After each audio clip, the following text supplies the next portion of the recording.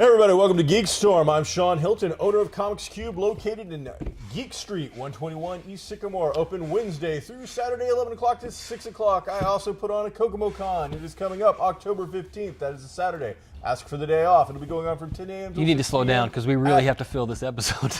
you need to ratchet way down, okay? All right, everybody. You know the drill. So, I'm Sean Hilton. Right next to me is my good friend, longtime ally in all things geek, Michael Allen Harrison, who's got all kinds of wonderful things that he wants to talk about for the next 28 minutes. So let's get right into it after he coughs up a lung. So Mike, last week we just barely touched on it, and unfortunately we didn't get a lot of time. So you wanted to talk about something about somebody, a Berlanti maybe, talking about a Black Lightning show that they want to shop around the networks. Black Lightning being a DC superhero? Is that, or am I on the wrong thing? No, you're right, and I think was created for Super Friends. If I'm right, I'm pretty sure about Black that. Vulcan. Black Vulcan was Super Friends. Black Vulcan was that. No, why do you think they changed that? You think? I don't know if they were ever supposed to be the same character. I think Tony Isabella is known as the guy who got Black Lightning really going. Okay. So, but he's a DC writer, whereas Samurai, Apache Chief, and Black Vulcan were created for the television show to have more. I mean, they were created for an ethnic diversity on the show. Right. So you had an Asian. Was it Samurai? Yeah, Samurai. Samurai was the Asian character. Right. Apache Chief. Sure. Was the American native character, who I'm sure now would be named Apache Chief. Sure. And then you had Black Vulcan, who I don't know really what his powers were. He's lightning. Was he? Yeah, he's same as Black Lightning, which makes me wonder why, whichever was first, and I don't know which, why the second one came along, why they decided to change the name and make it something different when you already have something established. I mean, Black Lightning, I kind of get. I mean, don't get me wrong. And it's one of those. But Vulcan, that makes you think of. I think of. Is it a Roman god? Sure. Vulcan? Sure. I think, or is it Greek? It's. I don't know. Volcano is what it makes me think of, and it makes me think of lava power. I'm sure that one of our producers will figure out whether Vulcan is Greek or Roman or something completely different. It doesn't matter. No clue. I think the Romans just stole everybody else. Anyway, Berlanti's doing this show, and for whatever reason, he forgot about Constantine and Supergirl and decided to go ahead and shop it around. I guess maybe for a price, or who knows why. Maybe CW wasn't interested. I have no idea. But I think it landed on Fox. Yeah, it landed on Fox. So I'm sure it'll go right to Friday night. Black Lightning being a black character, so I would imagine they're going to try to do, because all the characters that have come out so far as I know, are all very Caucasian-centric style characters. Yes, all the main actors, So yes. this would be their first chance to try some ethnic diversity and see if there's an audience for it. And stuff like Blackish and was it Fresh Off the Boat, which is another ethnic comedy, Okay. Have been doing quite well in the ratings. So maybe this is a chance to stretch out and see. From a comic book side of things, there's been this long tradition. I think it started in the late 60s and then definitely got popular in the 70s of naming like all of the characters like a color that had to deal with like the ethnic variety. So there was like Black Panther just happened to be a black character, and Black Lightning just happens to be a black character. Now, Black Canary is Caucasian, but wears a lot of black. Right. I mean, Black Panther is an actual animal, right? Yeah. Well, they're called. They're not just called panthers. Aren't they called Black Panthers? I'm going to have the producers look and see if there's an animal called a Black Panther. There isn't. They'll look it up. I don't know, Mike. I don't know. Which brings up an interesting point, Sean. Sure. Not unlike the last 5 minutes, but brings up an interesting point. The whitrification of whitrification. I made it up. There is a term for this right now, and I know that at least whitewashing. Okay, but you like whitrification? I like it better. All right, is that like? All right, never mind. Of media is really going away, and it is not because of going away. People trying to be PC and everything, or networks rather, trying to do some diversity. White people are in the minority, and there are more ethnic groups than there are Caucasians. That is correct. And the reason I bring this up is because I saw an interesting video on the YouTubes. This one's going somewhere. Yeah. Okay. I saw an interesting video on the Facebook YouTubes, and they were talking about, and this is geeky, but not in a comic book kind of way, talking about geniuses. Okay. Oh, I saw this. I saw this Did a you? long time ago, actually. Okay, so the reason that we're so prosperous in America is because of science. You gotta say the name. What? The guy who did it. I don't know his name. Credit. I don't know his name. I don't remember his name, but if I was going to do this segment, I would have remembered. I just thought of it just now. This is free association. Okay. We have like 2 things to talk about, so we're moving along. All right. Well, he's an amazing scientist here in America. Who happens to be of Asian origin. Science and technology drive economy, and that's why we have such a strong economy. And he said none of this would exist, none of what we have as prosperity as Americans would exist without science and technology, whether it be steam engine, electricity, nuclear power, on up to things digital now. And he said that exists because of, and he gave the name of the thing, H-1B1, whatever it's called. It's called basically the genius. H-1B1. I don't know. It's called the Genius Visa, in which we'll import any and all geniuses in the United States. But the problem is now they're moving back home to other countries, and so we're not creating, our education system is not creating those geniuses. We're having to import them. They come here, they do great things, but now they're also leaving too. So it's a much deeper conversation. Yes, but absolutely. You know what, Still Mike? geeky.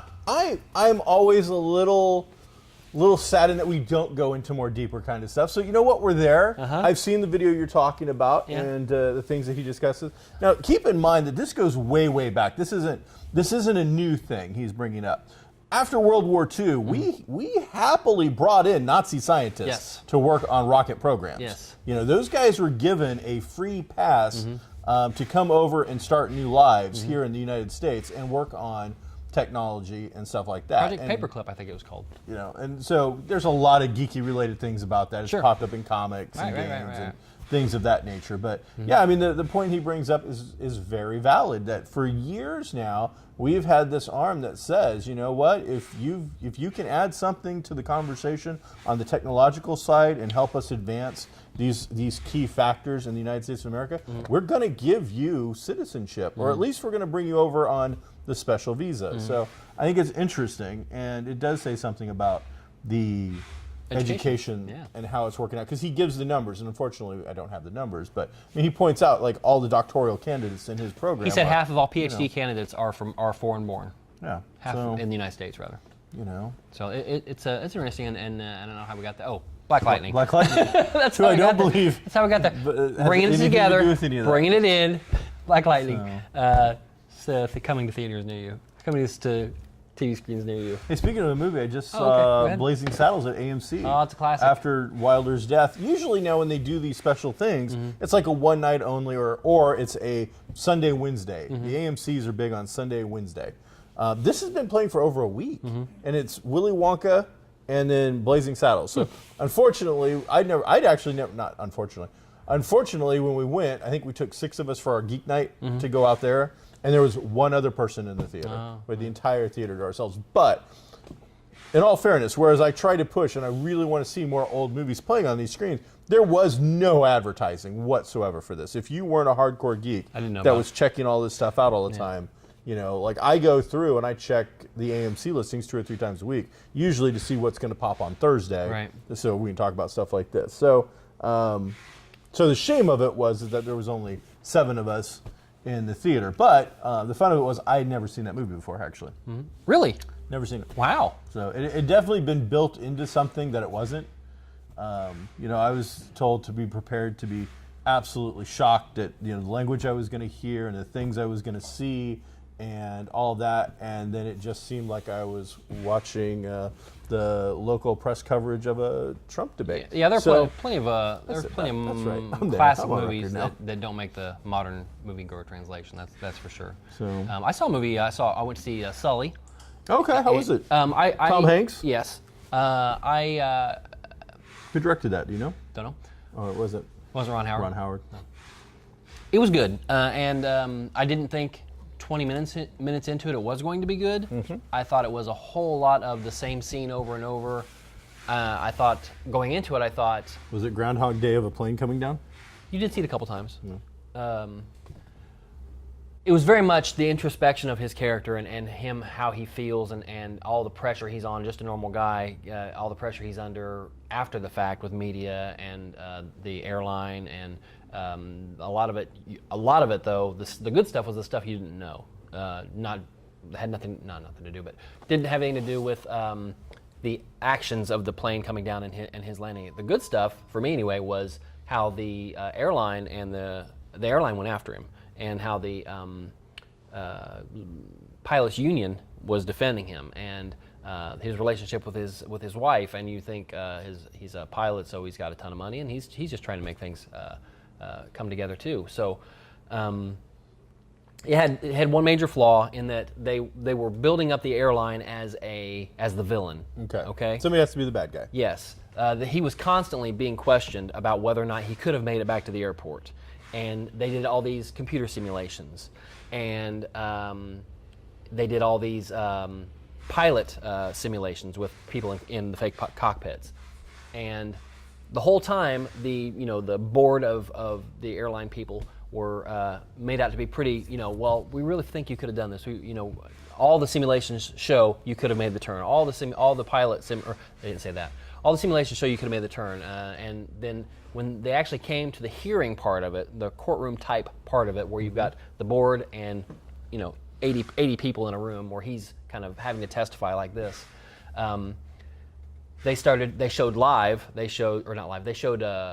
to everybody the pilots doing the things in the cockpit, and the simulation, or him? The simulations. Okay. And so they do it, and we're watching with them, and the pilot makes the turn, and the pilot gets back to the airport, and they go, okay, try the other airport, and the pilot makes the turn, and and they show two or three different pilots all being able to get back to the airport, and while the entire time, Sully's like, I just felt it didn't feel right. He's got 40 years of experience. He's a safety trainer. He's got all these accreditations and everything, and he said, the turn was when he said, well, you took the human error part, or the human part out of what happened. He said, your pilots were told what to expect, when to expect it, and what their eventual goal was to do. So as soon as the bird strike happened, they made their turn. He said, I had I think 3 minutes in order to try to diagnose what happened and decide what to do. They had the plan ahead of time, and that's when he asked the board, how many practice runs did they have, or how many runs was it before they actually made it back to the airport, because we're seeing one. And then one of the board members goes, well, 17. And he's like, 17. So they crashed 17 times before they actually showed that it could be done, knowing all the factors. He said, I had nothing. I did what I did, and that's when it kind of turns. And that's when the board gets very sheepish about why they've been, or about going after him, which was, as a moviegoer on the meta side, like, why make them villains? And then they had that information. They knew about the 17, but were they really going after him, or were they just trying to make a case, or what? It was that part of it, that turn. Did they say what their end goal was in the movie? Theirs? Yeah, what is the end goal of the studio to make their pilot look, or the airline to make their pilot look bad, who just saved all these people? Because they had a plane go down. Yes. And that's another thing. He insisted it was a water landing. It wasn't a crash. We didn't crash. We had a water landing. Regardless, they knew that they were made to look bad. The airline was made to look bad, even though the pilot was an instant celebrity and a hero and was all over the TV for weeks. Sure. They thought they were made to look bad. This seems like bean counters, yeah, and PR guys that don't know their job. Yeah. You see, I mean, as soon as they know it's this, what happened is a bunch of birds hit the intake engine, and an engine explodes. Both of them. Which is known to happen. I'm not an expert, but I mean, sure, this isn't the first time. I think it's the first time it's happened to something maybe this big, but it's happened before. So this is not, something unheard of. So as soon as you know that it's not your equipment, that I can't help the fact that a flock of Canadian geese just went through and blew up our engine. That's a hazard that could happen. Yeah. This guy saved everybody. Why is he not on everything but the McDonald's Happy Meal box at that point? And he was, and that's why all this other stuff that was happening to him was secret, and we're just finding about it now. Unless you read a book or saw this movie, you wouldn't know that he wasn't just. Is this the opening salvo in the Academy Award hunt for this year? Is Yes. after you've seen it, does Yes. it feel like Next. it's going to be Tom what else I Hanks saw? going out for yet? Did it feel like that kind of a film? Here's the thing. Okay. The guy has to make movies, okay? He's going to make movies. Why make crappy movies? All right. He's going to make... He's got a new Ron One really- Howard film coming out course he where he's does. going to be the one dude again. That's going to make all the money in the world. He's going to make at least one fantastic movie every single year. Okay, was this it? Can we get it all out now? Can we not talk about this every year? How No. everything he does No, every is year we're going to talk. Oscar It's not bait? just Tom Hanks. I'm going to every movie that comes out. Yes, that there are feels movies like that are it's- worthy of Oscar consideration. Okay, is That's this what they it? are. Sure. Do you think Tom Hanks had an Oscar-worthy performance this time around? No, because No? we don't know anything about this guy. We don't know what he really is like or what his. Well, I mean, it wasn't put out as a complete documentary or anything like that. All right. Yes, Tom Hanks will win the Oscar for this movie. It's a little early. I don't know. That seems that seems a little. I mean, Mike's calling it. I'm just saying. Tom Hanks Academy Award for 2016. I'm saying that's a Mike pick. You're such a fruit roll up. So speaking of documentary type stuff, Yeah. nice Nice segue. Well, I tried. But you never ever help. Instead, it's just. So you had sent us a thing saying, "Hey, check out this L Street 76 thing." I watched it. Did you? Good for you. I found the time to watch it late last night and stayed up because I wasn't feeling well and got through it. So lead us in. Tell us a little bit about L Street 1976. It's L Street, ELSTREE, 1976, and it apparently is the name of a studio. This movie focuses Is it? on. Yeah. I actually thought it was the street No. from the documentary. They met on L Street. That's a studio? It's a studio, too. Oh, okay. Yeah. It focuses on a lot of background characters or people who aren't quite as famous in the world of the filming of the original Star Wars movie that came out in 1977. So it was very opposite of the other documentary we're going to talk about in a minute. But it was very low key and very I don't want to say sad, but took a real life look at a lot of these actors. Some of which are just faces. The guy that just walked by. And some of which are like David Prowse. He's probably the top dog in that area.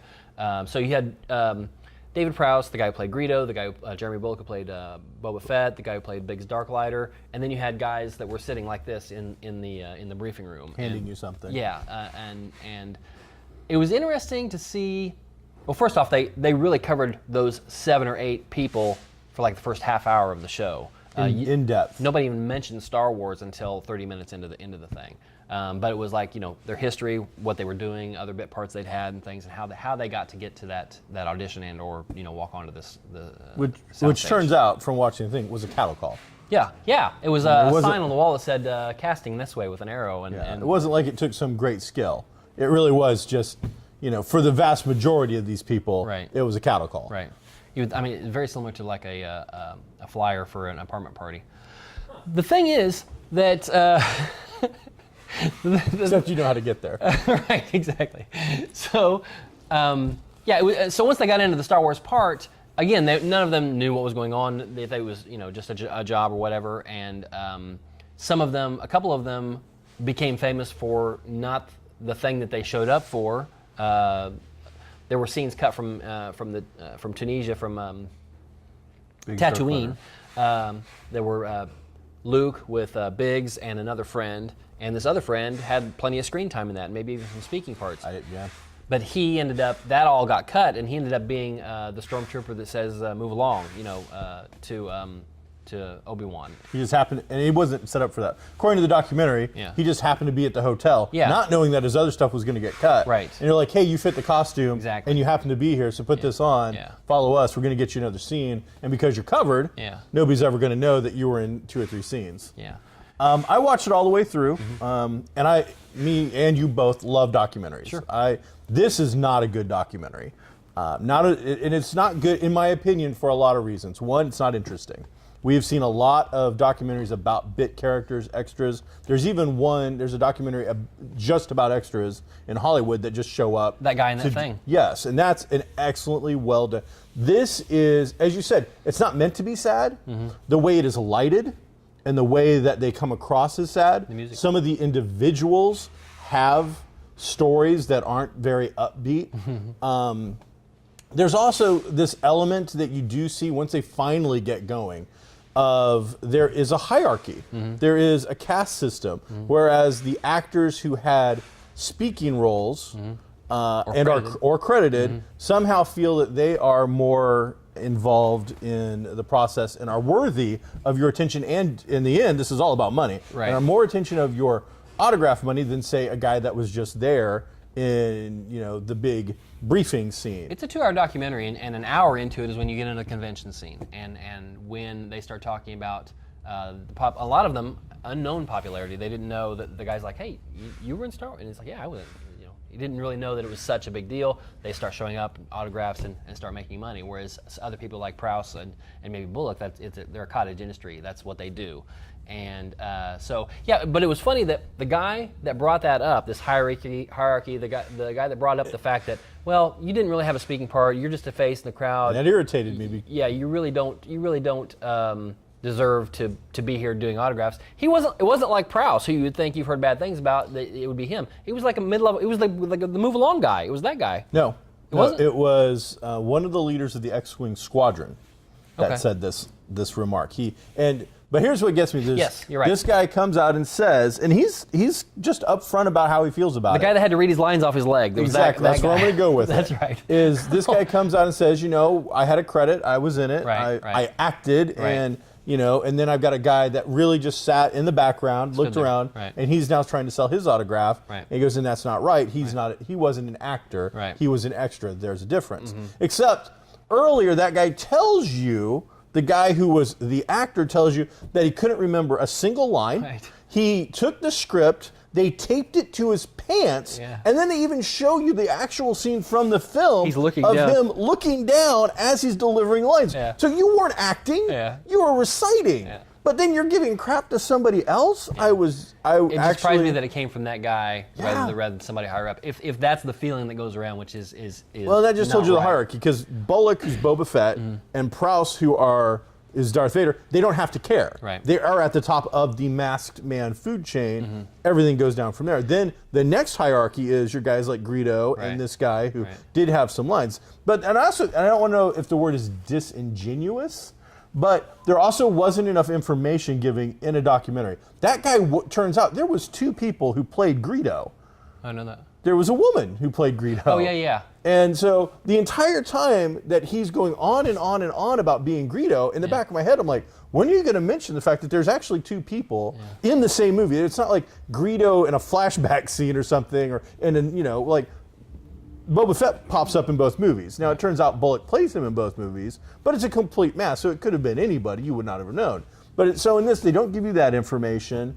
And then there's actually, and both of our producers who actually make stuff, they should check this out. There's a way that they do stuff in the documentary where they freeze on a character in the movie, and then they do this, you do one shot forward, one shot back, in what I would call seizure of vision, which added nothing to the documentary. Stylistically, it wasn't pleasant to look at. It didn't, it was one of those things where if you want to be the artsy director or the photographer guy, I understand that you want to do these different things, but that just sucked, and it wasn't very good. And then at the beginning, they mixed in, without telling you, fake footage, and then add in real footage later. Yeah, they used what I'm assuming are 501st members and Rebel Legion members to recreate, 70s-looking people standing around the studio smoking cigarettes, waiting for their... Without ever saying, this is a recreation, and some of it added looked, it in. Some of it looked real enough at the beginning, because you just turned the documentary on, you don't know what's going on, to be actual footage. You think, oh, this is really cool, and it wasn't. It was them.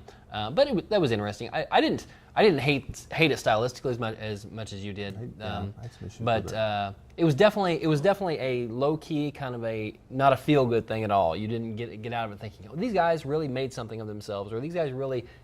You definitely got that they all appreciated it. They all were very. And who wouldn't be when somebody's handing you cash, appreciative of what they've had. The biggest thing that I took out of it, not the biggest, but one thing that I took out of it was I'd always heard, I'd never met David Prowse. I understand he's maybe not the nicest guy or isn't great with everybody. The opposite is true of Jeremy Bullock, and I have met him, and what everybody else says as well goes along with the fact that he's just a really good guy. But Prowse talks about in a very lighthearted, nice way, how he was replaced by James Earl Jones in the voiceovers. And he broke it down technically, as far as, they couldn't do a lot of the special effects stuff here that they needed to do, so they packed it all up and went back to America. When they got there, they realized they hadn't done the voiceover yet that I asked George about, so he said it was cheaper for them to hire a voice actor than to bring me over there and have me do it, so I couldn't have had anybody better than James Earl Jones. That's where they cut, and that's where they stopped, okay? Then a few minutes later, he's talking about conventions again. He's talking about how he is banned from Celebration and one of the others, Disney Days or Star Wars Days at Disney. And David Prowse, of course, being the guy in the costume. Right. That does all of Vader's work. And during the filming said all the lines. Right. On set, he did it all. Acted them, but you couldn't hear them through the exactly. mask. And the documentary does give you a clip, and maybe this clip's all over, I don't watch a ton of these things, gives you a clip of what it actually sounded like. Yes. And it doesn't seem like that's remade. Right. That seemed like that was straight from the stuff. And it did sound horrible as he's trying to speak through you definitely have to redo a giant Darth Vader helmet. But he glossed over, he said he's banned, and he kind of had a little grin, but he didn't say why. He would say, and I looked it up, and it was because he ticked off Lucas with talking about James Earl Jones and the other guy, Shaw, I think is his name, the guy that when they took the mask off, Sebastian Shaw, that was him underneath the mask, and that soured him on Prowse, so he's not allowed to be there. So the fact that he was playing he was almost playing a part there in that documentary by saying, this is what happened to happen. Well, whatever. The last thing about the documentary that also, there was no real research that I saw.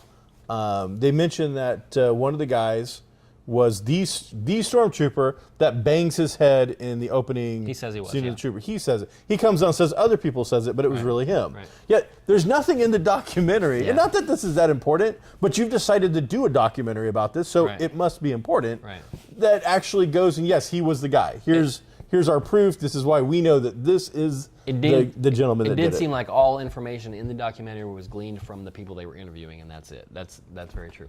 Opposite of that was a very upbeat, very celebration type of documentary about Leonard Nimoy, and it's called For the Love of Spock. It's made by his son, who's our age. He's an older guy.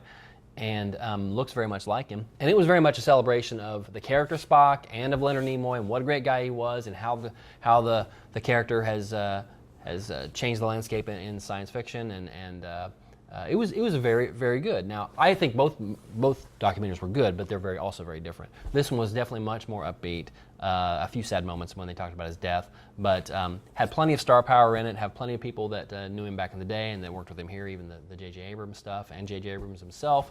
So it was a really, really good documentary, and I'd recommend both of them, but if you had to see one, probably. Well, I want to point out that I don't have to feel a documentary is good because it has a happy ending. Right. No. It can be horrible. I just felt that we've seen a lot. Yeah. And looking at what the L Street 76 was trying to get across and the information and how it was provided, I just compared to some other. I did not see the Spock one yet, but they did one a couple of years ago, and it was Roddenberry's son, and it sounds like it's very similar. This was kind of like. But his angle was, I never really got to know my father that well. So he was going to go and learn about his father through Star Trek by talking to everybody in the world that's ever dealt with and talked to him. So this kid was actually on set quite a bit. They even showed some footage and some footage of Spock sitting in the captain's chair, and directors talking to him and everything. And all of a sudden, his kid, who's probably 8 or 9, walks on set, and he's in full gear, and he's got the ears and everything. And he comes up and is next to his dad and gives his dad a kiss on the cheek, and and that's where Greg's character and kind of smiles and laughs and everything. But so this guy was around and actually talked quite a bit about the relationship between him and his father throughout the years. They both struggled with alcoholism or addiction, and at different points in time, how that played throughout their careers and everything. And they touched on Nimoy being a director besides directing the one Star Trek movie. He also directed Three Men and the Baby and a couple other movies that didn't go quite as well. But they talked quite a bit about the character itself and how it affected things, and then Nimoy himself. So it was almost like two different documentaries kind of interwoven, but still very, very good. And a lot of celebrities shared their memories with people about what was going on and the character. So I will check that out. There's a couple others that are coming to Netflix or on Netflix now, not necessarily all geek related, but when it comes to documentary, I'll watch just about anything. So some interesting stuff out there. I saw that American Horror Story has begun. It's one of the early shows to come back and start up. I think the majority of shows are probably going to be coming out in October with launch dates, but there's a few that are going to be coming out a little earlier. American Horror being one of the ones that kind of jumped the gun and got going a little earlier. You saw the first episode. What are your initial impressions of episode 1, knowing that this is where they're going to set the foundation for the whole series? It was very interesting in that it was very different. It was not a just strictly point the camera at the story. It was told in almost a documentary episode, documentary style, in which you had black background actor sitting in a chair talking about these are the things that happened to me. Then you had another actor or actress portraying that person doing those things. I walked through the door and saw a dead monkey. This is not in the thing. And then you see, you see the actor, a different actor, walking in and seeing a dead monkey. Okay, Gotcha. And it kept going back and forth like that. And a lot of reality shows, 48 so you're hours. Seeing a show within the show. Yeah. And different actors portraying both those things, which that cast has become huge anyway, so I can see them using this as a tool to still try to jam everybody in there. So it'll be interesting. I don't know how long I'll like that aspect of it, that back and forth, because you do get to see different actors do and say things, but it does distract. It's like the guy checking the temperature in the theater. It kind of takes you out of the story a little bit, even though that is the story itself. This one focuses on in Roanoke, Virginia. It's I don't know if it's legendary or what, Absolutely. But basically an entire village disappears, and it's where the word Croatoa or Croatoan comes from, where it's a Native American. One of the earliest colonies that was set up. Yes, here we're in the talking United 1700s. Yeah, one of the earliest colonies has people there. Then the ship that provides provisions checks on them, goes away for like 2 years. Comes back 2 years later to drop off more provisions and I believe some actual more colonists and stuff like that. The entire village is gone. It's been a mystery all this time. There's not dead bodies everywhere. Right. There's no signs that everyone was killed. There's not a bunch of graves somewhere. There's no notes, and then they find the words like Croatoa marked on a piece of wood or something somewhere. And then there's it's like the Jack the Ripper kind of thing. There's all kinds of conjecture where they were assimilated into the tribes after a bad winter and other things happened and whatnot. Or they just got up and said, screw it, we're leaving. This is not a good area to be in. Maybe. So, but that's what it's based on, or at least part of it is anyway. These shows, the American Horror Story always has several intertwining storylines. But so far, that's what we've been shown and what we've seen. I watched the first couple, the very first one. This is enough that maybe I'll check it out. We'll see. Is there any other big premieres coming up?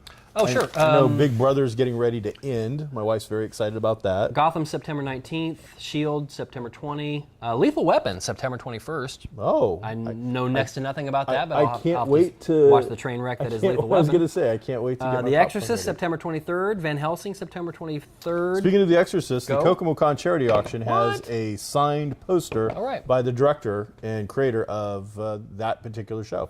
The Exorcist TV show. Yes. Cool. So not Mr. Blatty, but this new dude. So, hey everybody, thanks for checking out GeekStorm and putting up with us today. We'll be back in a week or so without me. Michael will take the reins and do it with somebody else because I'll be nuts here. So we'll catch you next time. Sean Hilton, Mike Harrison, Geek Street, located in the heart of downtown Kokomo. Be groovy, everybody.